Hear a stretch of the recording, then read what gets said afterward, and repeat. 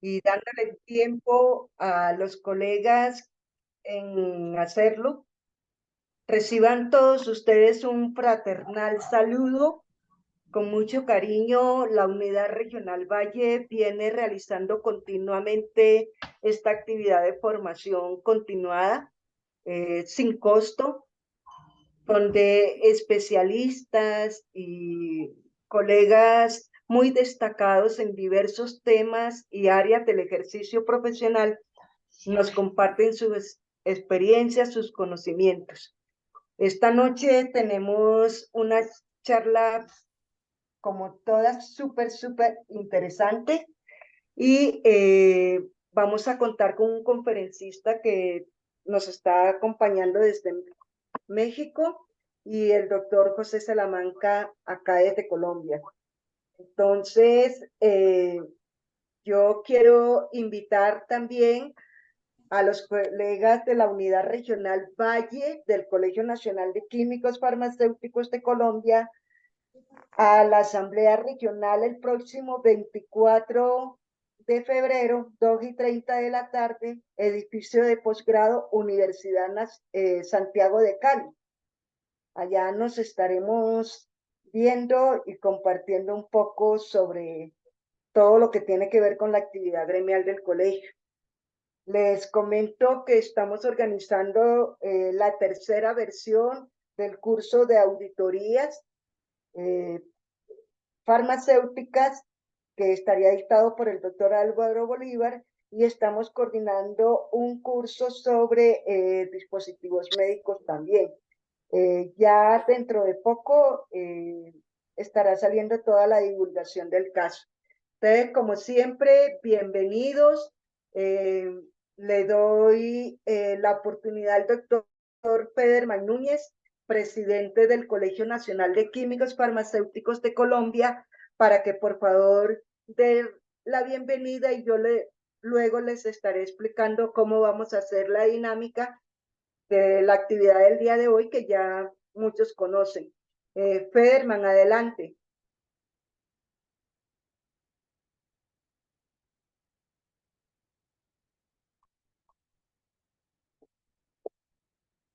Federman,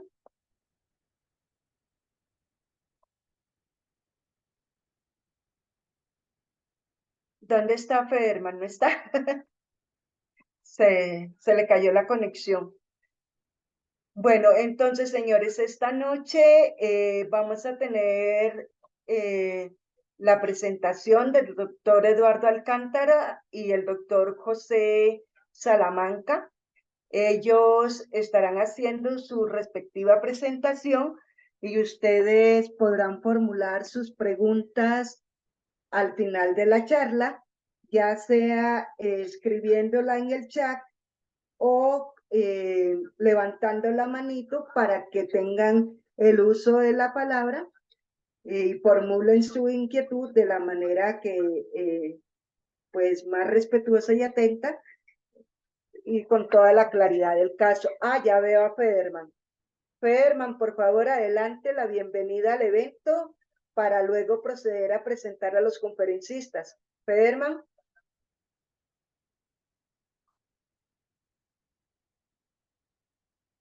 Sí, hola, muy buenas noches. Qué pena con ustedes. Sacó el sistema preciso de la reunión. Como Federman, no comenta se le Yasmín, escucha casi. ¿ya me escuchan? Hola, ¿ya me escuchan? Ahí estamos escuchando. Ah, bueno, muchas gracias. Pues un agradecimiento especial a nuestros conferencistas por su tiempo, también a los colegas por también sacar de su ajetreado día un espacio para compartir estos conocimientos que, como lo comenta Yasmín, pues son invaluables, dado que son áreas en donde muchas veces no trabajamos y nos desempeñamos en otras áreas, en el caso de educación, y qué valioso pues estar actualizado con ustedes como conferencistas, a todos los colegas de verdad, una invitación muy especial a que nos acompañen en la Asamblea de la Unidad Regional Valle y por supuesto la felicitación como siempre a Yasmín y al equipo de la unidad por este valioso trabajo que están desarrollando y sobre todo la permanencia y persistencia, de verdad es de admirar. Entonces, adelante Qué pena, con yo esta, casi no le esta escucho a charla. Federman. ¿Soy yo sola Aló, o...? ¿ya? ¿Me escuchan? Hola, hola. Sí, Sí, ahí se sí. escucha. Bueno, les decía que pues muchas gracias a todos por su asistencia, a los conferencistas por su tiempo y dedicación y a todos por estar aquí interesados en actualizarnos y la invitación a que nos acompañen en la Asamblea de la Unidad Regional Valle. Muchas gracias.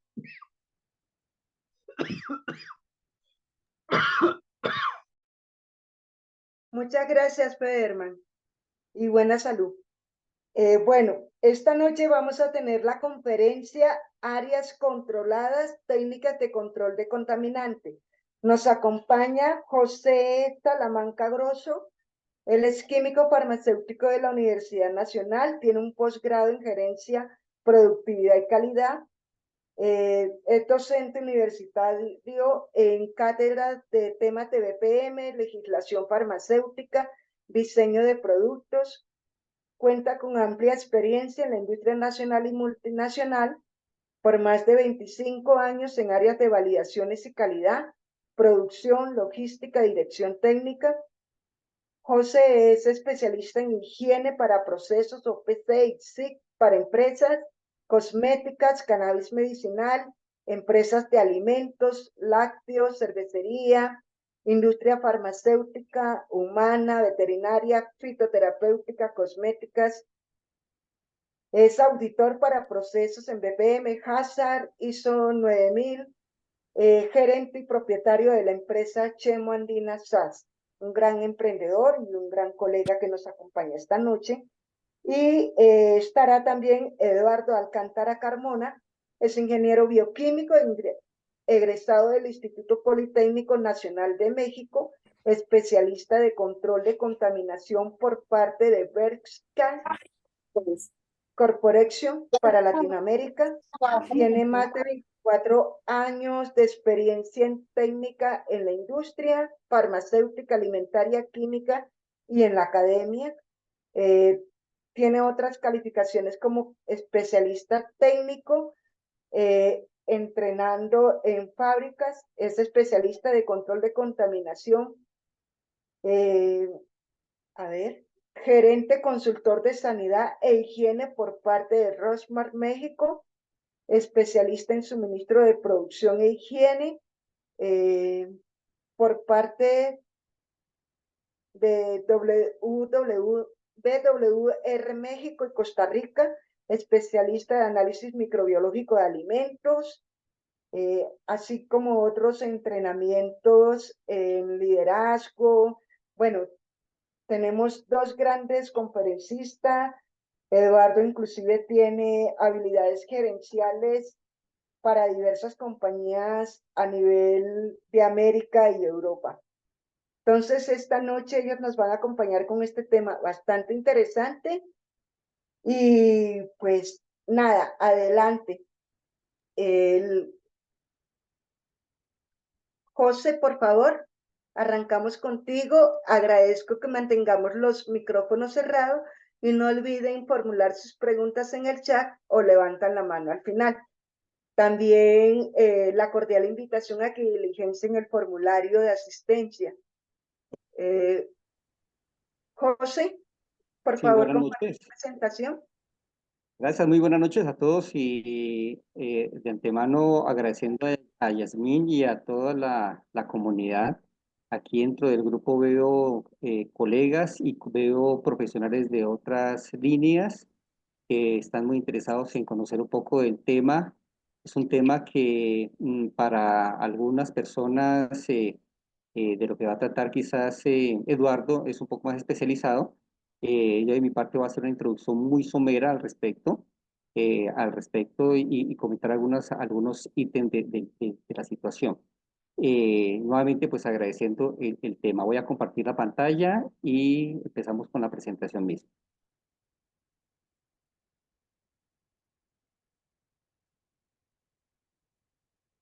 Bien.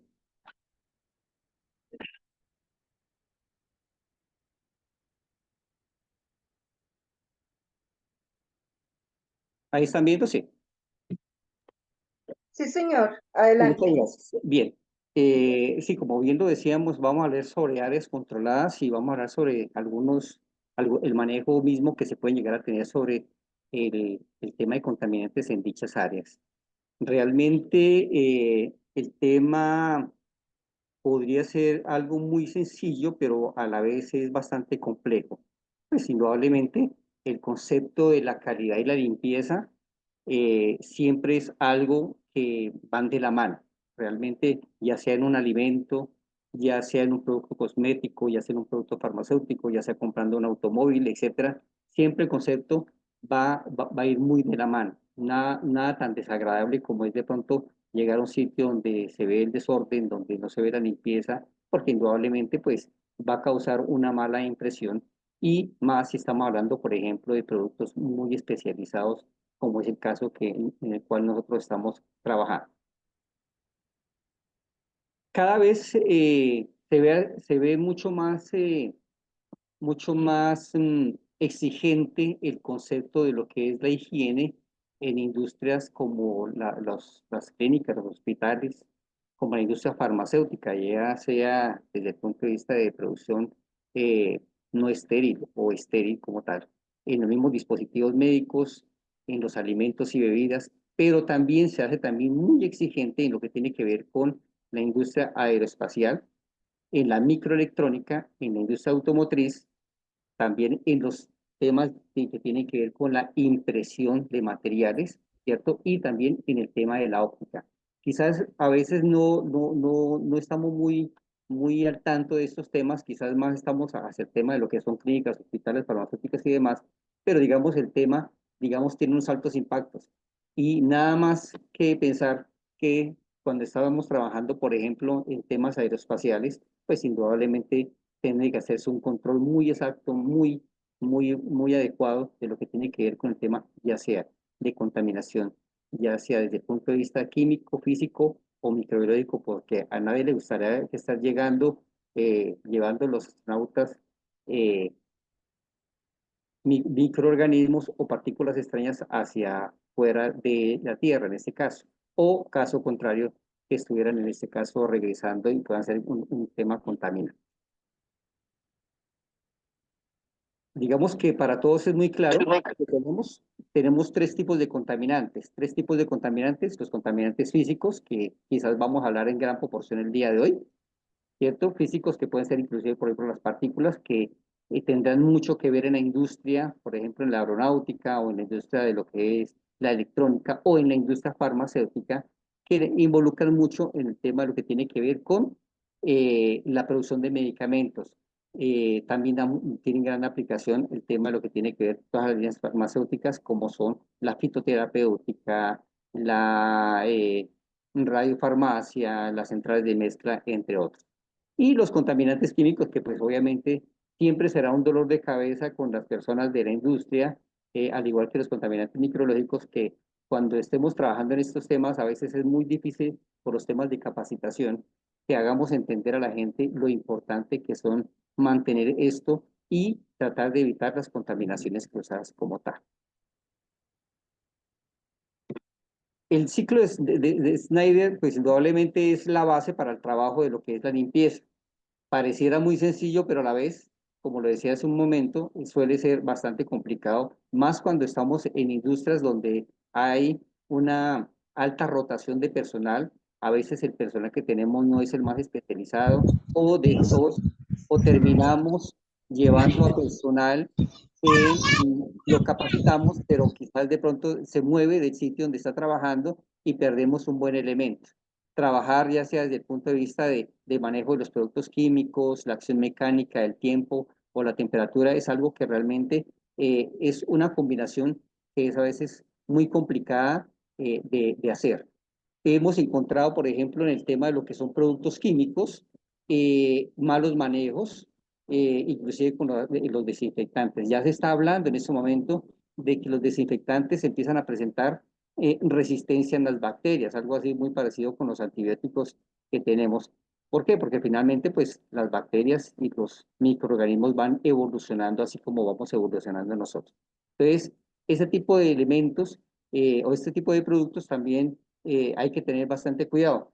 Muchas de las veces en lo que tiene que ver, por ejemplo, con validaciones de limpieza, no tenemos muy pendiente el tema del manejo mismo de lo que es un detergente aniónico, de lo que es un detergente catiónico, y cómo puede llegar a interferir con los desinfectantes, los desinfectantes, por ejemplo, catiónicos, que pueden llegar a un momento determinado a perder su actividad. Entonces, digamos que son cosas que hay que tener en cuenta como tal. En los temas mecánicos, el tema de lo que son herramientas es supremamente importante. También hemos visto en la industria que, por ejemplo, en las validaciones de limpieza, no se tiene en cuenta los elementos de limpieza como lo son los cepillos, las escobas, los elementos que se utilizan para el tema de la acción mecánica de limpieza, el tema de lo que son la validación misma, no los incluyen en las evaluaciones mismas. Bien, digamos que algo muy sencillo que nosotros podemos llegar a conocer, pero definitivamente que también no se tiene previsto y no se entiende a veces con facilidad, es que definitivamente si no hago una buena desinfección, pues obviamente pues no va a obtener el resultado apropiado. Pero ¿esto de qué depende? De efectuar una excelente limpieza, que es la fase primaria que tenemos que realizar. La fase primaria en la industria tiene que ser muy exacta, muy puntual, muy buena en lo que tiene que ver con lo que es la limpieza, sus detergentes, sus desengrasantes y demás. Y la desinfección misma. Hoy vamos a ver con Eduardo un poco más explícito el tema de lo que son esas contaminaciones que son mucho más puntuales en las industrias que son de altas exigencias, como son el tema de lo que es la industria farmacéutica en las áreas controladas. Entonces, le paso la voz a Eduardo para que haga su presentación y con mucho gusto cualquier pregunta al final de la charla estaremos pendientes. Muy amable. Muchas gracias, José. Muchas gracias, doctora, por la presentación. Voy a compartir mi pantalla.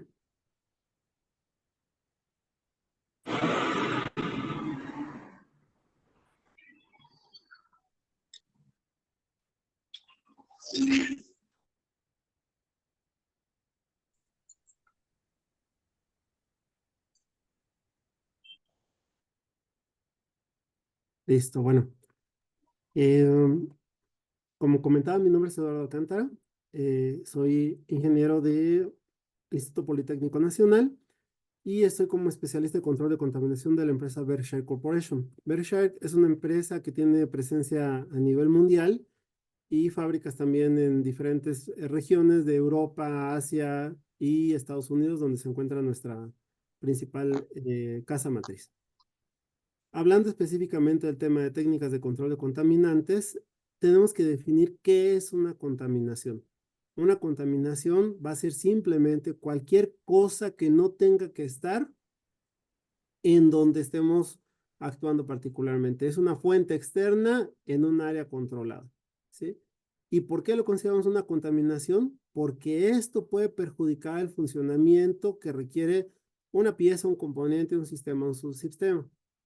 Entonces lo que tenemos que hacer es tener un control de los contaminantes, que va a hacer todas las acciones para reducir el grado o nivel de contaminantes a una cantidad mínima que no sea un peligro para degradar una función. ¿Sí? Esto nos sirve también para eliminar niveles de desperdicio, aumentar la producción, mantener la calidad de los productos y reducir los riesgos de paros, cierres y responsabilidades. Es algo que parece extremadamente sencillo, como mencionaba José. Sin embargo, vemos comúnmente en la industria, más comúnmente de lo que ustedes se pueden imaginar, que hay una gran diferencia entre lo que tenemos escrito de lo que debe de ser y lo que es. Entonces es importante tomar en cuenta estos pequeños detalles porque han generado problemas de recalls de productos a nivel mundial, han generado problemas de contaminantes y en algunos casos incluso de muertes por no cuidar el aspecto más básico de nuestros trabajos, que sería empezar por una área propiamente limpia, un área controlada limpia. ¿Sí? En la industria farmacéutica, en la industria automotriz, biotecnológica, dispositivos médicos, etcétera, es muy común que encontremos áreas que se encuentren controladas o les llamamos nosotros cuartos limpios, Son ambientes o áreas controladas en las cuales es una instalación particular que se construye de una forma que se tenga un control sobre la introducción, generación y retención de las partículas contaminantes. Estas áreas que les llamamos controladas usualmente tienen filtros en los cuales son capaces de eliminar la mayor parte de las partículas. ¿De qué partículas hablamos? De partículas muy pequeñas del grado de 0.3 micrones y de ahí en adelante las más grandes. ¿Sí? Entonces, en este ambiente vamos a excluir todas las fuentes externas de partículas contaminantes y vamos a controlar todas las fuentes internas para asegurarnos que los niveles de limpieza sean los óptimos. Por lo tanto, también es importante que se controle la temperatura, la humedad y la presión. Quienes han trabajado ya en un cuarto limpio saben que es un cuarto con presión positiva. De un lado tiene los filtros de entrada y normalmente por la parte del suelo se hace la salida hacia otras áreas en una forma que se hace la presión positiva para que todo el tiempo esté fluyendo aire limpio y estemos eliminando las partículas. ¿Qué tipo de partículas o a qué nos referimos cuando hablamos de una partícula? Partícula va a ser cualquier cosa sólida, líquida, una mezcla de ellos, ya sean componentes viables, ¿sí? Componentes viables, hablemos más de origen biológico porque son capaces de reproducirse, o también componentes no viables que son incapaces de reproducirse. No importa si son químicos o físicos, el hecho de que estén ahí y nos generen una falla o un mal funcionamiento, le vamos a llamar un contaminante, y esas partículas pueden ser de cualquiera de estas características. Y van a ser partículas desde muy pequeñitas hasta, hablemos aproximadamente 1 milímetro, que es una partícula visible más fácil de remover, ¿sí? Dentro de la clasificación de las partículas también se encuentran las fibras. Fibras vamos a referirnos por cualquier cosa que sea 3 veces más largo que ancho, ¿sí? Si es menos largo que ancho, vamos a hablarle como partícula. Si es más largo que ancho, vamos a referirnos como fibra. Y en cuanto a capas y películas, van a ser todos aquellos contaminantes que de manera continua y visible al ojo humano generen una, valga la redundancia, una capa, ya sea por un residuo usualmente químico o biológico. Y residuos biológicos bien pueden ser estas partículas viables, estamos hablando de los microorganismos, de los diferentes tipos de microorganismos, o también partículas que no sean viables, pero que sean de origen biológico, como los restos de los microorganismos o los desechos de los microorganismos.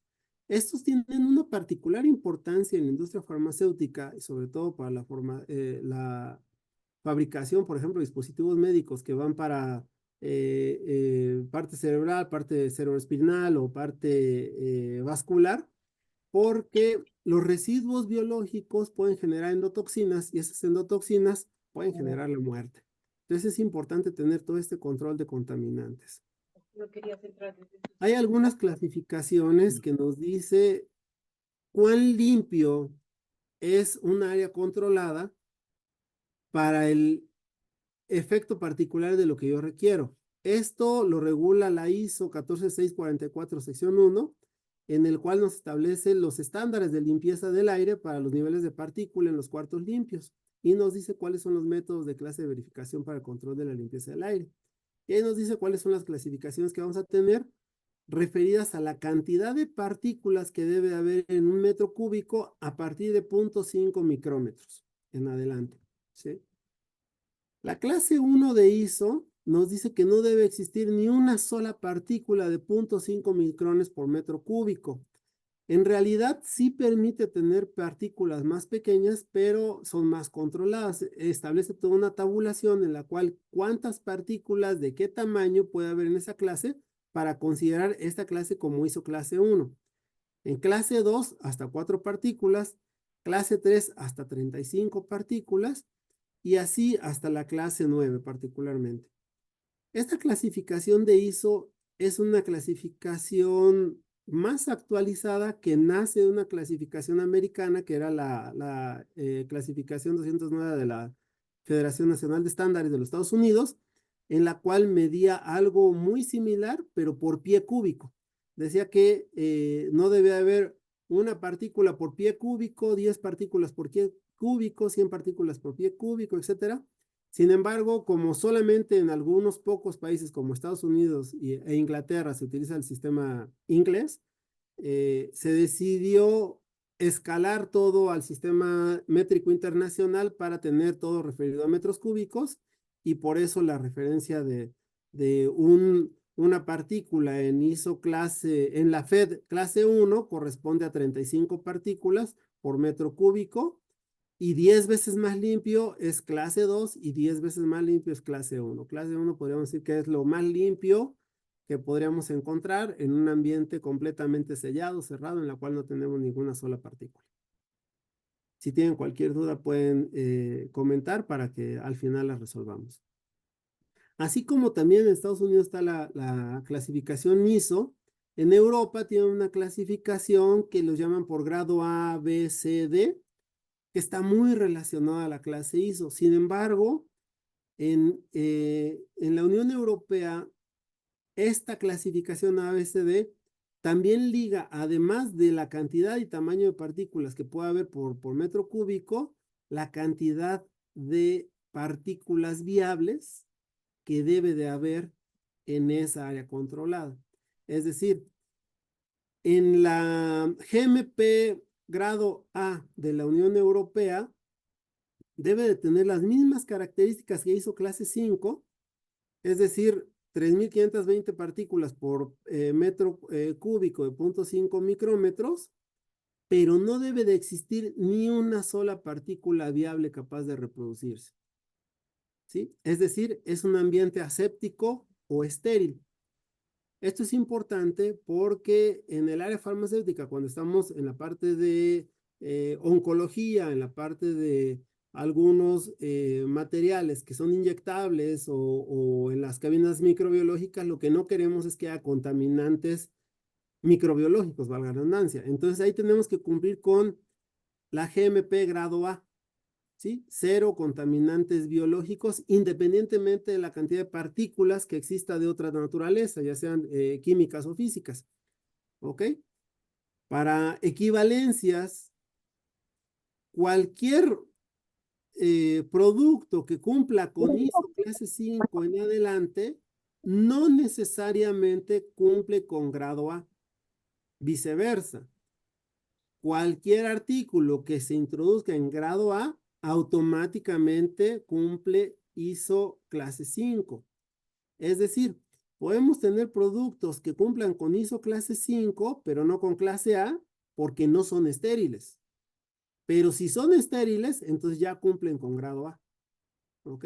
A partir de grado B, C, D, se establecen áreas de a partir de qué punto puede ser o no aséptico, o en qué grado de contacto va a estar con aquellos materiales que necesitan ser asépticos porque van a tener contacto con humanos o animales, ¿sí? Normalmente en grado B, C, D, ya que son ISO 7, 8 en adelante, hay cierta tolerancia a la cantidad de microorganismos que puede haber presentes en estos ambientes como tales.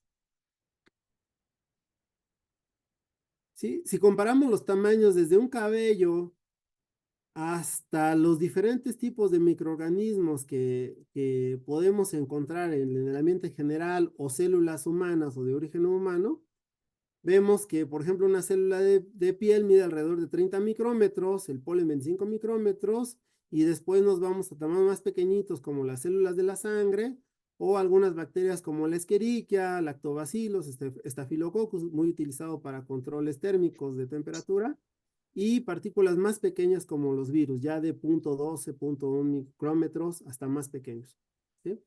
Particularmente, si este círculo representara el grosor de un cabello humano, el promedio del grosor de un cabello humano, porque el cabello humano mide entre 15 y 190 micrones, dependiendo de qué cabello estamos hablando, si de un vello delgadito del rostro, o bien un vello grueso del cabello, de la barba, etcétera. Digamos que el promedio, estamos hablando de unos 80 micrómetros. Estaremos hablando que un filtro EPA elimina por peso las partículas como el tamaño del puntito rojo, el 99.97% de partículas de 0.3 micrómetros. Es decir, No elimina todas las partículas que existen, pero sí muchas de las partículas y sobre todo de los contaminantes biológicos que son viables. Viables por sí mismos, que son capaces de reproducirse. Sabemos que los virus necesitan un huésped para poder reproducirse, pero más abajo de estas cantidades de 0.3 en virus, ya no hay factibilidad de que se reproduzcan como tal. Son partículas viables, pero necesitan de un huésped como tal. ¿Ok? Bueno, para poder eliminar estas partículas existen diferentes tipos de filtros. Los filtros de mediana y alta eficiencia se utilizan en diferentes ambientes, desde la cocina, como unos filtros a RAE 60-65 para eliminar grasas o algunos olores, etcétera, que también se ponen odorizantes por ahí, o filtros de una eficiencia del 80 al 95% que se ocupan en hospitales para reciclar el aire, para meterlo en las salas generales, en los ambientes en general, para quitar la mayor parte de los contaminantes. Posteriormente vamos a los filtros CEPA, que son ISO clase 5, ISO clase 6, que ya se utilizan prácticamente en las cabinas de seguridad biológica, y estos filtran el 99.97% de las partículas de 0.5 micrones en adelante. Los ULPA filtran 10 veces más, que ya es ISO clase 4, y los ULPA, filtros de super ultra baja penetración, filtran 10 veces más, entonces nos permiten ambientes ISO clase 5. Donde nosotros fabricamos nuestros materiales son en cuartos limpios ISO clase 4, que tienen filtros ULPA como tal. Es mucho más limpio, por así decirlo, que dentro de una cabina de seguridad biológica. Los filtros van a filtrar por intercepción, por impacto inercial, por difusión, la mayoría de las partículas, pero el 0.03, 0.0001, bla, bla, van a ser partículas que van a seguir pasando, recirculando, o que tienen el riesgo de poder recircularse en el ambiente, pero esos límites como tales ya son los límites que se establecen como aceptables para poder trabajar. Decíamos que el control de contaminación es reducir la cantidad de contaminantes al mínimo que sea aceptable para que ya no sea un riesgo para el área en donde estamos trabajando. No hay más que una pared sólida, que ya no pasa nada, pero no hay un filtro que no nos permita el paso de absolutamente ninguna partícula. ¿Ok? Nosotros, las personas como tal, que somos las que elaboramos en los ambientes controlados, somos los mayores aportadores de partículas. El hecho de estar en un área controlada, completamente estáticos, ya sea sentados o de pie, emitimos al ambiente una cantidad de aproximadamente 100,000 partículas de 0.3 micrones en adelante. Si nos movemos ligeramente, esa cantidad se quintuplica. ¿Sí? Si tenemos que hacer dentro del laboratorio algunas manipulaciones de mover los brazos, mover las piezas, voltear hacia algún lugar por alguna necesidad, ya esta cantidad se vuelve 10 veces mayor a 1,000,000 de partículas. Si nos vamos a poner de pie o nos vamos a sentar, automáticamente liberamos 2,5 millones de partículas de 0.3 micrones. Y si empezamos a andar, dependiendo de la velocidad en la que andemos, vamos a generar una cantidad todavía mayor de partículas. Es decir, la persona que elaboramos para buscar el control de contaminación en un área controlada, somos la principal fuente de contaminación, pero no somos la única, desafortunadamente. ¿Qué buscamos en un área controlada? Proteger completamente a la persona, proteger al medio ambiente, evitar una contaminación cruzada, pero también una protección al producto, porque esto no es un área donde estamos produciendo materiales que van a ser introducidos en otros ambientes que necesitan ser controlados en cuanto a la cantidad de contaminantes. No digo siempre asépticos, porque no todo lo que se produce debe ser aséptico. Hay farmacéuticos que tienen que ser forzosamente asépticos, pero hay unos en los cuales no son asépticos, pero la cantidad de contaminantes que debe haber debe ser muy controlada. ¿Ok? Las principales fuentes de problema que comentábamos que existen son, en primera mano, nosotros mismos, ya sea por la vestimenta que tengamos, nuestro piel, cabello, exhalaciones, lo que estoy hablando en este momento, todo genera partículas y puede contener contaminantes biológicos como virus, esporas, bacterias, pirógenos, etc. Afortunadamente este foro es virtual, entonces no los estoy contaminando a ustedes por esta vía más que de manera auditiva, pero fuera de ello, en un ambiente como tal deben de mantenerse. Hace un rato decía la doctora, al doctor Salamanca, usted tiene barba, no puede entrar a un área controlada, y es correcto, la cantidad de partículas que se generan es muy alta, ¿no? Y con ellas vienen principalmente de parte nuestra una cantidad importante de contaminantes biológicos. Los mismos materiales que se encuentran en el laboratorio son fuentes de contaminación, ya sea porque necesitamos hacer un trabajo dentro del laboratorio, un arreglo preventivo, el mismo artículo de limpieza, como decía el doctor Salamanca, debemos de tener cuidado qué materiales introducimos en los ambientes. Una escoba de caza que normalmente tiene un palo de madera y unas cerdas de plástico no muy refinadas, no va a ser el mejor material que introduzcamos en un ambiente controlado porque es un material orgánico, la escoba. ¿Sí? Entonces necesitamos saber qué estamos introduciendo, de qué está hecho el material, qué tan resistente es para ser autoclaveado, limpiado, con qué materiales puede ser limpiado, qué tantas veces puede ser reutilizado, puede ser desechado o no, debe ser desechado o no, etcétera. Entonces, todo esto también contribuye a la contaminación. El medio ambiente también contribuye a la contaminación. Normalmente nosotros pasamos por diferentes áreas y esas áreas las llamamos esclusas. Deben tener cortinas de recepción de materiales, entrada, salida, todo eso. Y en el tránsito de las personas y los materiales es normal que haya un flujo de aire y en ese flujo de aire sea cierta parte de contaminación que viaje en el mismo. Es por eso que las áreas controladas, normalmente el aire se está filtrando y filtrando para que sean áreas limpias como tal. Algo importante también son qué estamos procesando ahí, porque lo mismo que estamos procesando puede generarnos una contaminación cruzada, ya sea que procesemos polvos, introducción de materias primas, o tengamos grasas, aditivos, residuos de envasado, residuos químicos, sales, etcétera. Todo esto puede contribuir a la contaminación. La maquinaria que estemos utilizando puede tener fricción por uso, esa fricción puede generar partículas metálicas que se introduzcan en los materiales que se tienen que estar monitoreando para que estén en cantidades mínimas y no se consideren como contaminantes y contribuyan propiamente a, a que nuestro material se considere como contaminado si no están en esas cantidades mínimas como tal. Incluso los derivados, los vapores derivados, vapores de procesos pueden ser contaminantes. Y algo que no deja de ser menos importante y que a mi experiencia personal genera el mayor de los problemas en las áreas controladas es la diferencia entre el decir qué es lo que estamos haciendo y el actuar entre lo que estamos haciendo. Esto es el mayor problema que nos genera, porque normalmente nosotros como encargados de una área, ya sea como responsables de calidad, responsables de producción, etcétera, tenemos procedimientos estandarizados de operación bien establecidos, en los cuales decimos, en el área se debe de limpiar tantas veces por semana, o tantas veces por día, o tantas veces por turno, y la gente debe tener su ropa limpia y cambiarse en las esclusas y no meter aretes, no meter anillos, relojes y perfumes, no tener barba, etcétera.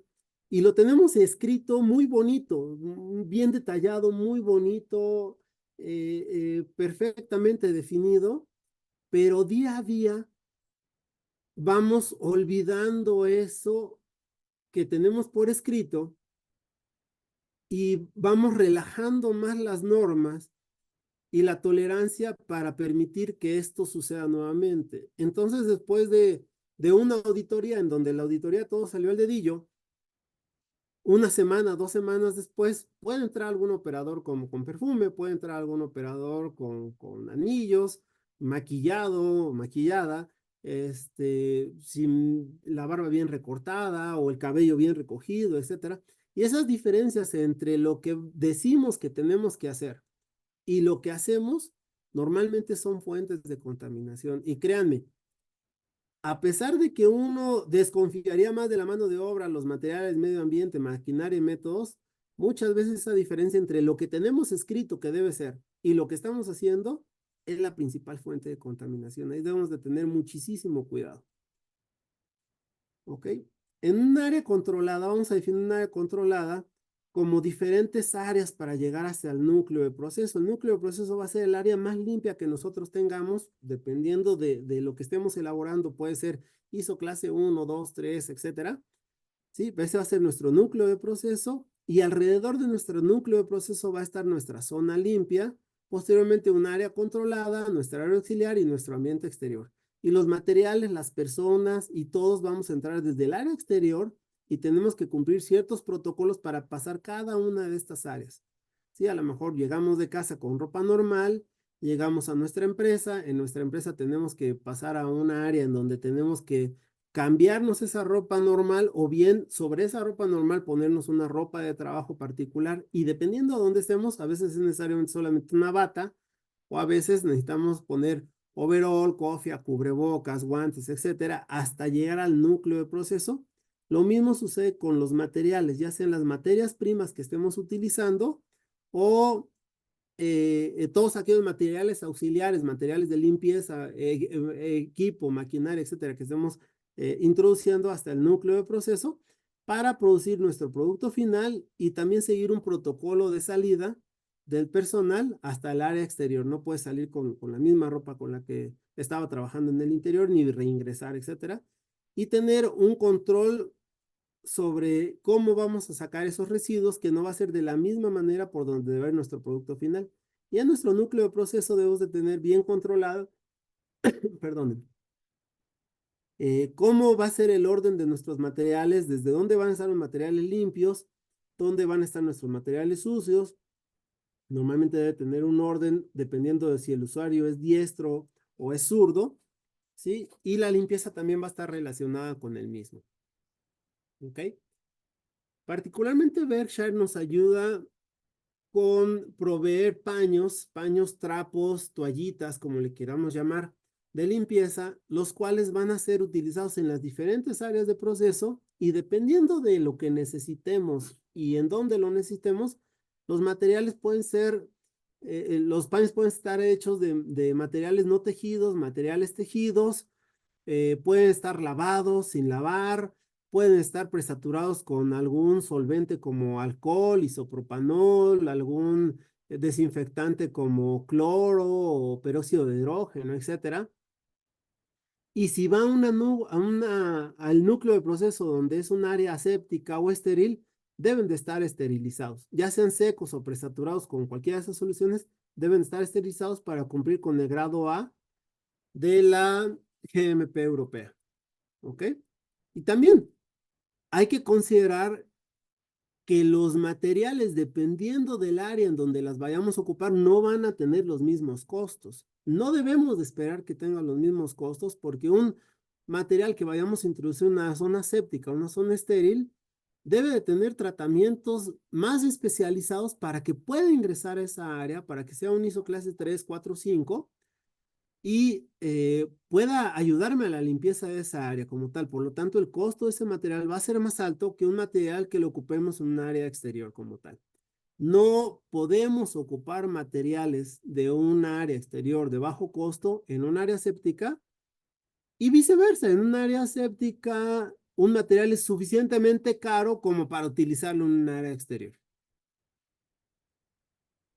¿Ok? Entonces debemos de definir los procedimientos estandarizados de limpieza según el área, definir la frecuencia de la limpieza de forma integral de techo, paredes, pisos, áreas de trabajo, superficies de interés en particular, qué limpiar primero y con mayor frecuencia, ¿sí?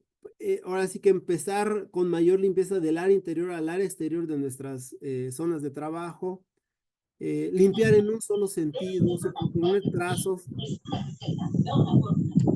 y hacer como también hacemos en casa, todo de una forma constante y consistente. Y si no lo hacemos en casa, también lo tendríamos que hacer en casa igual, ¿no? De una forma constante y consistente. Decimos, aquí en casa la cocina se limpia todos los lunes, o un lunes sí, un lunes no, y los pisos se trapean diario, y el refrigerador se lava completamente en el interior una vez cada 2 meses, etcétera. Es una práctica que debemos de hacer en casa, así como también debemos de estar acostumbrados a que se respete y se haga dentro de nuestras áreas de trabajo. porque lo que estemos produciendo ahí va a ser utilizado por una persona. Y si no estamos teniendo el cuidado, esa persona puede ser nuestro familiar enfermo y ese familiar enfermo puede perder la vida, aunque suene crítico, pero así sucede. Y como les menciono, debemos utilizar los materiales, utensilios o soluciones que sean de acuerdo a cada área. No podemos utilizar los mismos materiales en todas las áreas. ¿Ok? Entonces, dependiendo de la clasificación de la industria en particular, las superficies se pueden limpiar desde cada uso, ¿sí? Hasta cada turno, cada día, una vez o dos veces por semana, una vez al mes, etcétera, dependiendo de los parámetros de que cada empresa defina en particular respecto a lo que esté elaborando. Hay veces que dicen, ¿sabes qué? No, nosotros tenemos que limpiar en cada turno las paredes o en cada día, ¿no? O cada semana, dependiendo de si se trata del área crítica de nuestro proceso o del área exterior del proceso. ¿Ok? Y como decíamos, la limpieza es remover aquellas partículas no deseadas de forma repetitiva, constante y consistente. ¿Y qué vamos a utilizar para limpiar? Va a depender mucho de las características de los elementos, de los contaminantes y de las superficies en donde se encuentren depositadas. No vamos a utilizar lo mismo para limpiar el piso que para el techo, que para limpiar la superficie o mesa de trabajo, un equipo, un celular, al interior de una cabina de bioseguridad, etcétera. Entonces son diferentes materiales que vamos a ocupar. Y la metodología también va a ser diferente, ya sea que ocupemos paños secos o ocupemos limpieza por soplado en algunas áreas, por adhesión, como los tapetes al área de cambiar en una esclusa hacia otro área. En otros lados se ocupa aspirado, o bien elementos húmedos como los trapeadores, paños, mops, etcétera, ¿no? La limpieza con paños húmedos siempre va a ser el método más efectivo para remover partículas y contaminantes dependiendo de cómo se depositen o dónde estén depositando. Ok. Como mencionaba hace un momento, debemos de definir el área de inicio y el área de finalización de la limpieza, siempre en un solo sentido y siempre superponiendo trazos. Eso principalmente sucede en paredes, techos y superficies de trabajo, y particularmente en pisos podemos hacer algo como lo que hacemos en casa, que es una técnica de trapeo o de, llamémosle, deslizamiento cruzado del mop para hacer la limpieza. Pero es importante definir que no con el mismo mop en una previamente humedecido en nuestra solución de limpieza, vamos a limpiar todo, sino tenemos que definir espacios de suficiencia de la limpieza, de eficiencia de la limpieza. Entonces, un trazo, por ejemplo, de un trapeador no puede ser mayor a 1 metro de largo como tal, y cada 2 o 3 pasos se tiene que volver al balde y a volver a limpiar. Lo mismo en todas las áreas. Tenemos que definir cada cuándo estamos limpiando esas zonas. ¿Ok? En el caso, por ejemplo, los paños, es muy común que la gente agarre un paño, un trapito, lo haga bolita y limpie con el paño hecho bolita. Lo ideal para limpiar una superficie es utilizar un paño del tamaño suficiente a la superficie. Es decir, que si yo ocupo un paño como el que está aquí en la imagen, digamos que de 9 por 9 pulgadas para limpiar un celular, es un paño extremadamente grande. Entonces, para poder limpiar el celular, yo tendría que doblar el paño en 4 y limpiarlo con una de las superficies. O lo mejor sería utilizar un paño que ya por default venga en ese tamaño de 4x4. ¿Sí? Si voy a limpiar una pared, un paño de 9x9 es un paño muy pequeñito para la pared, entonces ocuparía un paño más grande de 12x12, de 18x18, etc. ¿Sí? Pero si no tenemos alternativa, antes de recortar los paños, porque al recortarlo liberamos fibras y partículas, podemos utilizarlo, doblarlo y utilizarlo hasta 8 veces antes de desechar un paño en el caso de que sean los desechables. ¿Ok? Los materiales de limpieza normalmente van a estar hechos de materiales no tejidos o materiales tejidos. Esto va a definir el grado de limpieza que van a tener como tal. Y dependiendo de lo que estén elaborados, van a tener más partículas extraíbles pesos, calibres, capacidad de absorción y cantidad de iones. Los paños no tejidos van a ser más económicos y llamémosles, entre comillas, más sucios o para áreas tipo ISO clase 5, 6 en adelante. ¿Sí? Y los paños tejidos principalmente van a ser paños más limpios y van a tener menor cantidad de partículas extraíbles, iones, etcétera.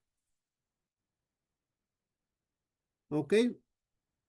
En el caso de los materiales que están validados por esterilidad o libres de endotoxinas, llamemos estériles aquellos que están libres de microorganismos viables.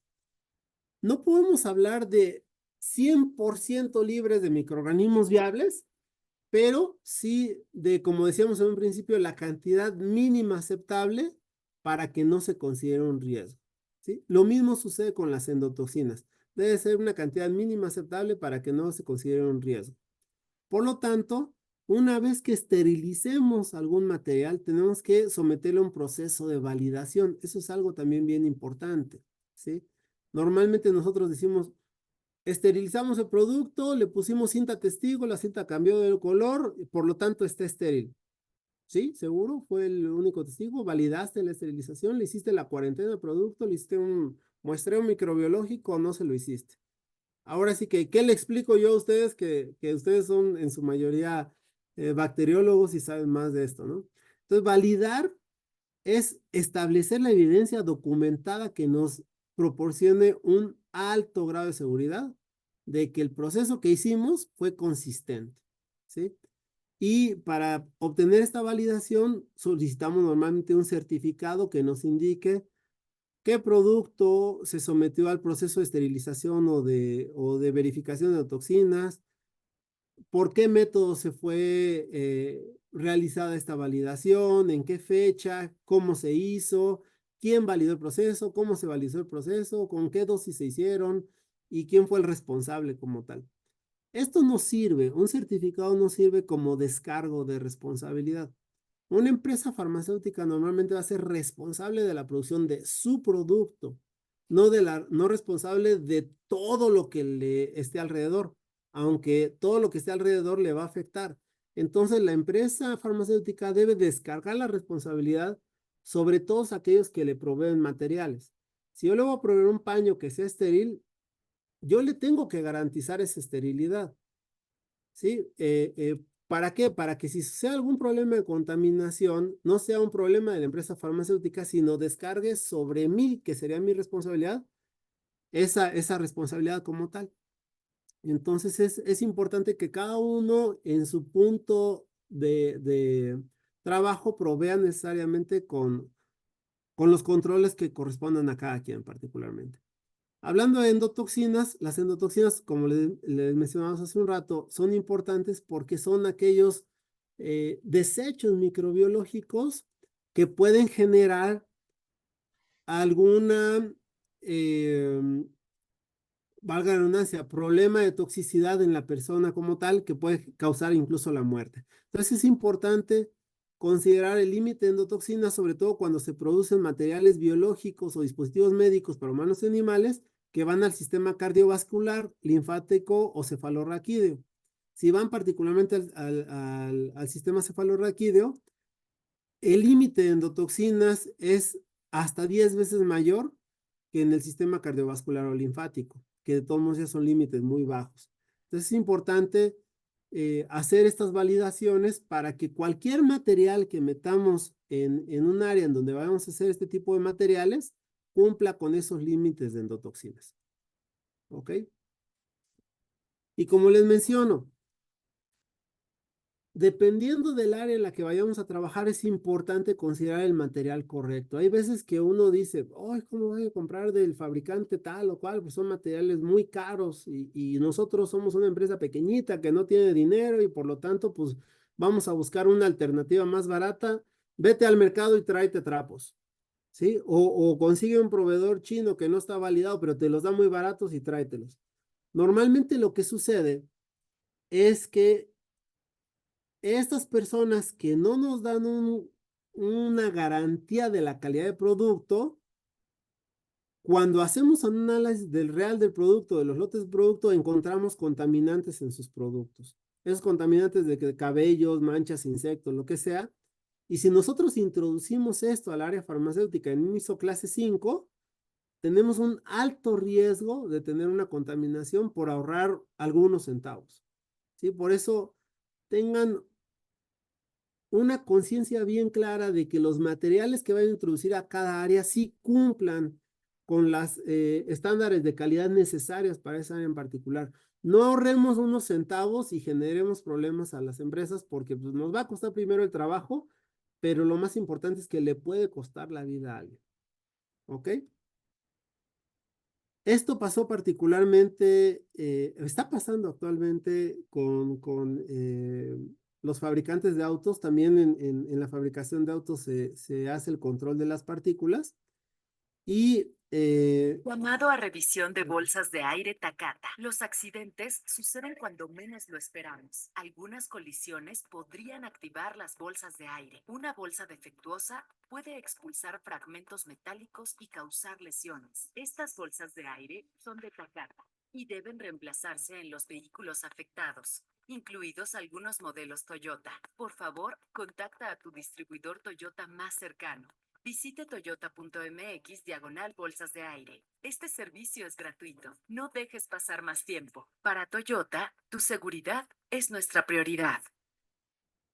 este es un ejemplo que sucede realmente en este momento, en el cual un fabricante de autos, Toyota, está diciendo, hay un problema en las bolsas de aire, ¿sí? Y ese problema no lo generé yo, Toyota, lo generó alguien más.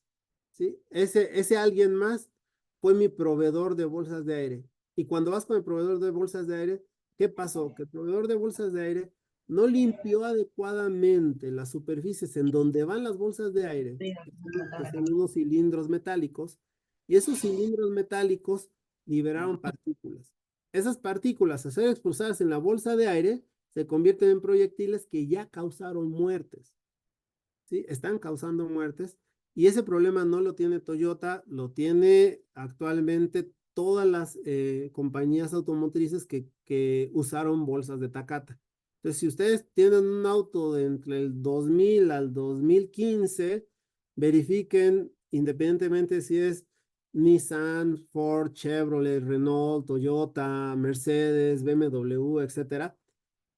Si tienen esas bolsas de aire y vayan directamente a su agencia y se las van a cambiar por otro porque esas bolsas de aire no fueron correctamente limpiadas con elementos correctos y por ahorrarse unos centavos están generando problemas de recalls millonarios a nivel mundial. Entonces es importante, como les decía, que el decir lo que está escrito, lo que escribamos, que es nuestro procedimiento y lo que hagamos siempre debe ser consistente, no solamente cercano a una fecha de auditoría, sino día a día, porque puede generar este tipo de problemas, que en este caso es una automotriz, pero también tenemos muchos ejemplos de empresas farmacéuticas que por cuestiones de limpieza han hecho recalls de productos farmacéuticos, ¿no? Entonces es importante que no escatimemos en la salud de las personas a las que vamos a ayudar. ¿Ok? No es limpiar un área, usar un trapito, etcétera, sino no escatimemos en la salud de las personas en las cuales estamos ayudando como tal. Ustedes en la mayoría están, si no estoy mal, en este foro como académicos, y es importante que como académicos siempre reforcemos todo esto a los estudiantes, y si están en un área de contraloría gubernamental o en un área farmacéutica, es importante que no dejemos únicamente para las auditorías estos cuidados como tal, sino que sea una práctica siempre del día con día, ¿no? Y no solamente de nosotros en la parte de calidad o de producción, sino de todas las personas que contribuyen en la empresa para la producción de nuestros materiales. Hay veces que uno dice, hasta la persona que limpia. Pues sí, en este caso, hasta la persona que limpia nos va a ayudar demasiado a que la salud se conserve con las personas en general. Por mi parte, es todo. Espero que haya resultado para ustedes interesante esta presentación Y bueno, esperemos sus preguntas. Muchísimas gracias, Eduardo y José, muy amables por compartir su tiempo, su conocimiento. Veamos acá en el chat si hay preguntas. A ver, ¿dónde están? Bueno, eh, no veo preguntas. Si alguien quiere formular alguna inquietud, pregunta, comentario, por favor pueden levantar la manito para asignar el uso de la palabra.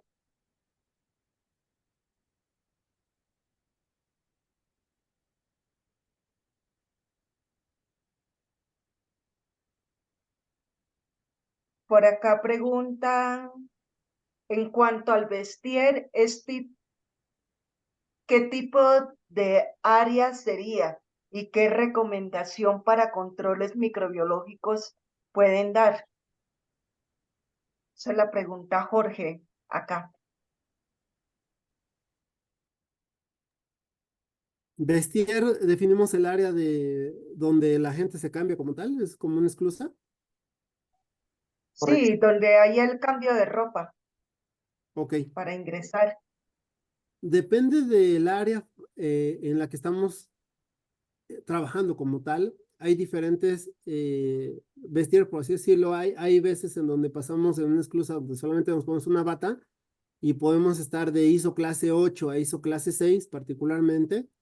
Pero si estamos ingresando a áreas de ISO clase 6, clase 5, clase 4, normalmente la vestimenta los requerimientos de vestimenta que se van teniendo son mayores. Les voy a compartir ahorita en este momento más o menos cuáles son las recomendaciones dependiendo del ISO. Bueno, por acá hay otra pregunta. ¿Sí?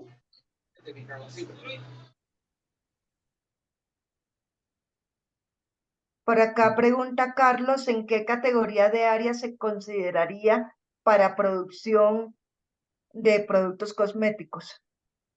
Más o menos aquí estamos en lo mismo, ¿no? A ver, vestimentas está por acá. Sí, si ese y una área hizo clase 5, debe considerarse una vestimenta completa de cofia, cubreboca, mascarilla, overol, cubre zapatos, botas, guantes, ¿no? Si es ISO clase 7 o clase 8, a veces con la cofia, cubreboca, una bata es más que suficiente y los cubrezapatos. Cada empresa farmacéutica va a definir sus necesidades. Normalmente la parte de cosmetología está entre ISO clase 6 y 8. Es más común que se encuentre entre 7 y 8. ¿Sí? Correcto. Expulsando a Venezuela a la misión técnica de la Oficina del Alto Comisionado de Derechos Humanos. Aquí tenemos farmacéuticos, están desde ISO clase 5, 6 en adelante, dispositivos médicos igual, cuidado de la salud, que podríamos considerar ya a un poco la parte de cosmetológica, también en 7, 8. Alimentos y bebidas debería estar normalmente clasificado como ISO clase 8. Hay veces que ni siquiera entra en la clasificación, ya se va de 9 en adelante, aunque también tiene requerimientos de vestimenta parecidos a la parte farmacéutica. Menos estrictos, pero parecidos.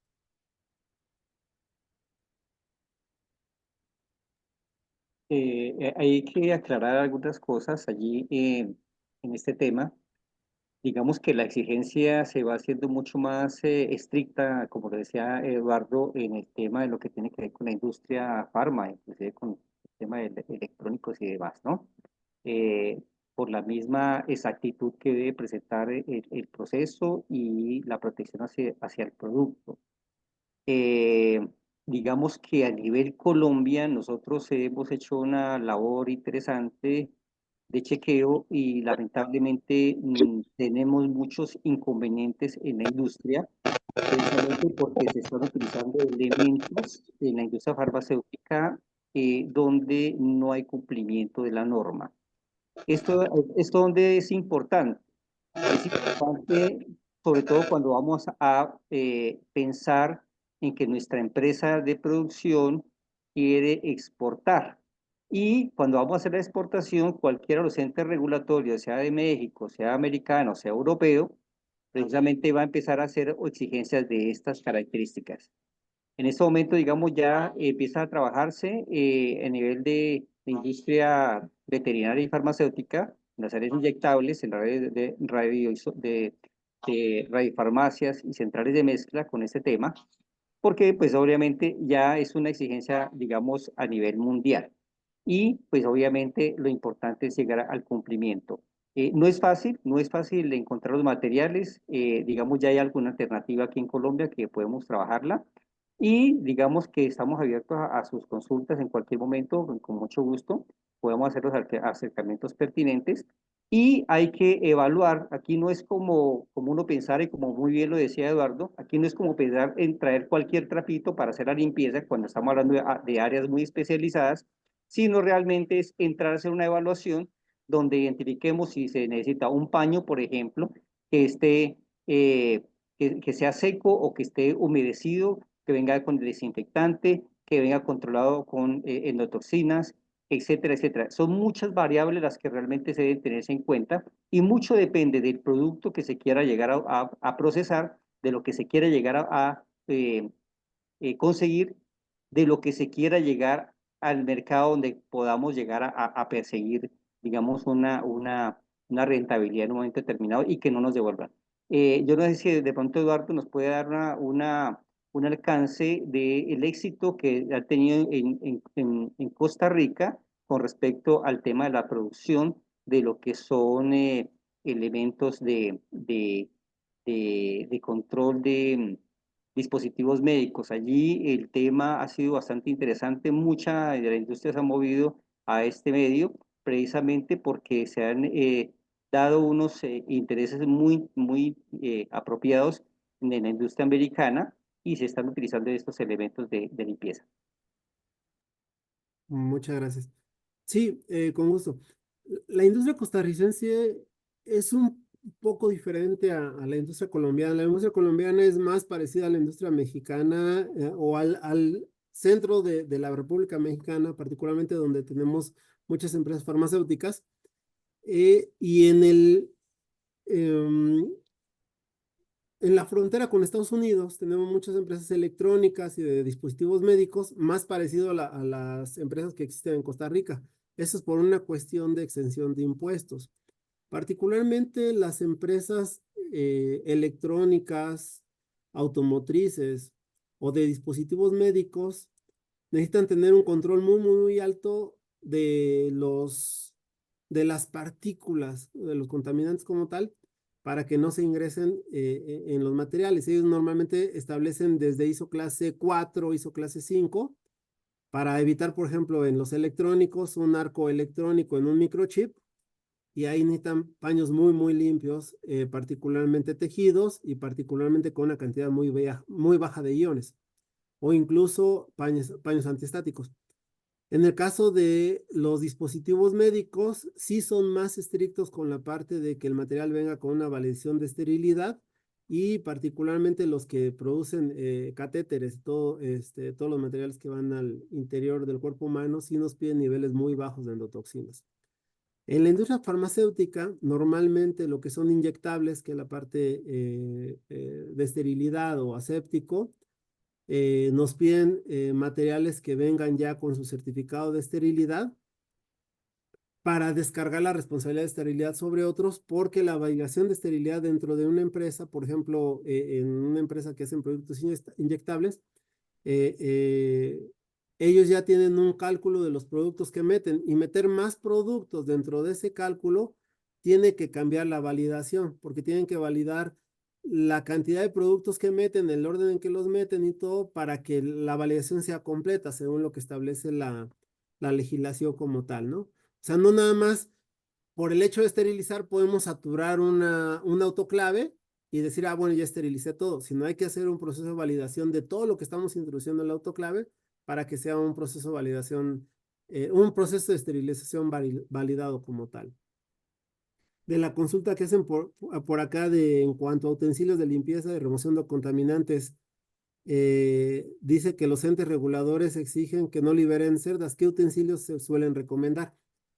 Vamos a, como bien mencionaba José hace un momento, depende qué es el contaminante. Si es un contaminante químico, un biológico, un material oleoso, un material acuoso, etcétera, para saber si vamos a recomendar un paño tejido, un no tejido. Si es un material oleoso, a lo mejor que sea un base polipropileno para que absorba más el aceite que el agua, como para la formación, por ejemplo, de cápsulas, etcétera. Y normalmente nosotros los productos que producimos todos están controlados en cuanto a la cantidad de partículas que tienen. Entonces va a depender mucho de la clase ISO que necesiten cumplir para hacer la recomendación más adecuada del producto. Así como no podemos hablar de cero esterilidad o de 100% de libre de partículas, etcétera, vamos a hablar particularmente de los utensilios. La legislación pide que que cumpla con una clasificación ISO 5678, por lo tanto permite cierta cantidad de partículas que deben ser contabilizadas en el área, y por lo tanto podemos introducir materiales que cumplan con esa clasificación. Entonces, cuando vemos la hoja de especificación del material, ahí nos dice, este material tiene tantas partículas, tantas fibras, tantos iones en particular, y esto menciono porque no hay ningún producto que esté hecho de fibras que no libere fibras o partículas. ¿Por qué? Pues porque está hecho de ese material y el simple hecho de que sea flexible va a tener cierta liberación, solo que los productos que nosotros producimos tienen una cantidad contabilizada de esos materiales para que ustedes los consideren dentro de la carga de contaminantes, y estos contaminantes siempre estén por debajo del límite de lo que establece la normatividad del área en la que ustedes están trabajando. No sé si me expliqué o respondí la pregunta que nos hicieron aquí. Eduardo, para complementar un poco el tema, también digamos que, y lo que preguntan allí, digamos que se pueden tener herramientas que son para áreas no estériles y podemos tener herramientas que son para áreas estériles. Digamos que por allí en el informe 37 o 34 de las BPM algo ya mencionan como algo de control y de manejo en la industria alimenticia, pero no es de exigencia en la industria farmacéutica. Sin embargo, sí sufrimos mucho cuando hablamos de la industria que está solicitando que las escobas sean de colores. Entonces digamos que muchas de las veces eso no se integra, a veces tomamos algunas alternativas que no son las mejores, terminamos utilizando materiales que no son los más apropiados.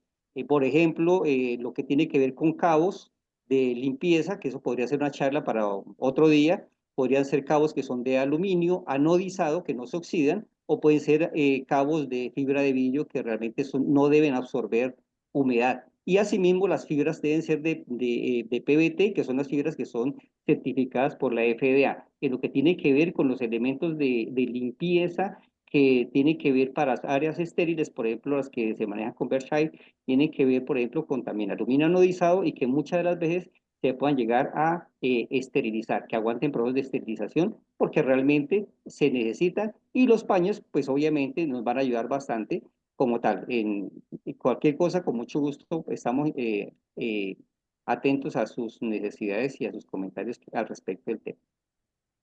Gracias, muchachos. Por acá hay una pregunta, una última pregunta para cerrar la noche. Cuando el personal operario realiza limpiezas en área clase C, ¿se debería realizar cambio de uniforme para empezar a acondicionar materiales de empaque una vez terminado el aseo? Sí, la respuesta depende, ¿no? Si cambia de clase D a C o de C a D, y de lo que de lo que estén produciendo, para ver si va a producir una contaminación cruzada o no.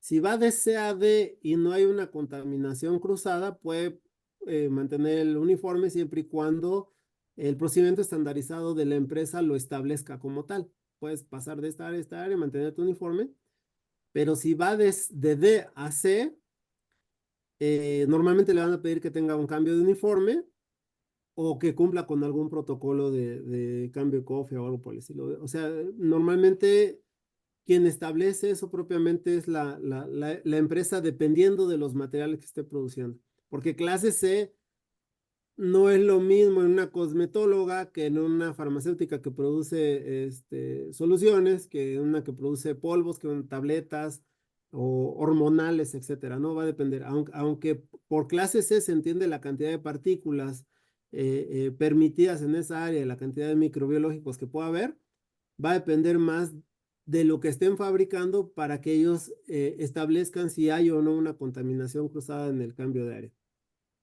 Es una pregunta excelente, ¿no? Muy buena esa pregunta. Indudablemente, de alguna forma, habrá que hacerle un seguimiento, de alguna validación a ese proceso, porque definitivamente, pues, hay muchas variables que están allí rodeando el proceso mismo, porque perfectamente la persona puede estarse humedeciendo demasiado el uniforme o qué sé yo. Entonces, digamos que va a conllevar necesariamente a un tema de cambio de uniforme. ¿Sí? Entonces, indudablemente, pues son temas que hay que revisarlos ya al interior de cada empresa, pues digamos que uno puede hacer algunos comentarios muy particulares, muy teóricamente, pero realmente toca es verlo ya en el proceso mismo. Bueno, por acá veo otro mensaje. Ok, aquí ya, pues es un mensaje de agradecimiento.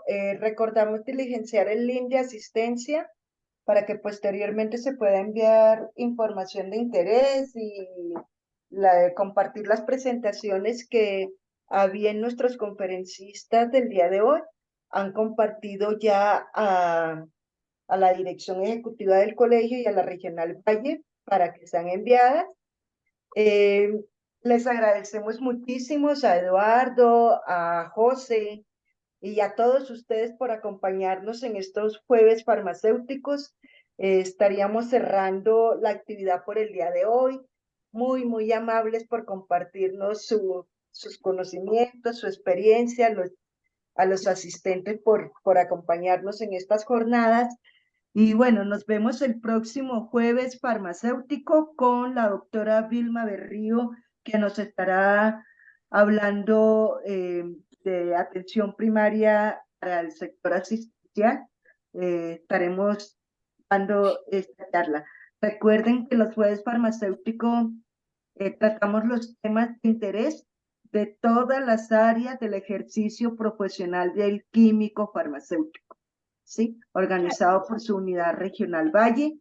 Y bueno, pues no siendo más, muchísimas gracias. Visiten el canal de la regional. Ya está colgada la presentación de Juan Carlos Soto sobre diseño de plantas, diseño farmacéutico de plantas. Entonces, pues muchas gracias a todos, muy amables. José, Eduardo, un abrazote. Muchas gracias. Gracias a usted por la invitación y que tengan una Muchas excelente gracias. noche. Muchas gracias. En el chat quedaron algunos datos para en necesidad de contacto. Con mucho gusto estaremos pendientes. Muy amables. Gracias por la atención. Buenas noches a Gracias. todos, Hasta doctora. luego, buenas noches. Gracias, doctor.